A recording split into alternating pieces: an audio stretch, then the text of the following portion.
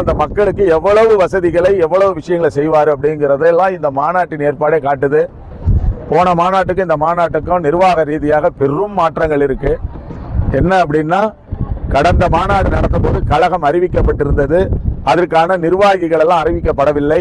ஆனால் இந்த 2ஆம் ஆண்டில் துவக்கத்திலேயே கழகத்தை 120 நிர்வாக மாவட்டங்களாக பிரித்து 120 மாவட்டத்திற்கும் செயலாளர்களை நியமித்து அந்தந்த மாவட்டத்திற்குரிய நகரம் ஒன்றியங்களை எல்லாம் நியமித்து 40 MP 234 MLA இதை பற்றியெல்லாம் சிந்திக்கிற தலைவர்களுக்கு மத்தியில தமிழகத்தில் உள்ள 68,500 வாக்குச்சாவடிகளையும் மனதில் வைத்து அந்த 68,000 வாக்குச்சாவடிகளில் பணியாற்றக்கூடிய தோழர்களை எல்லாம் நினைவில் வைத்து ஒரு 68 லட்சம் தோழர்கள் நிர்வாகிகளாக உருவாக்கக்கூடிய வாய்ப்பை இந்த கழகத்தினுடைய 2வது மாநாடு பெற்றிருக்கிறது.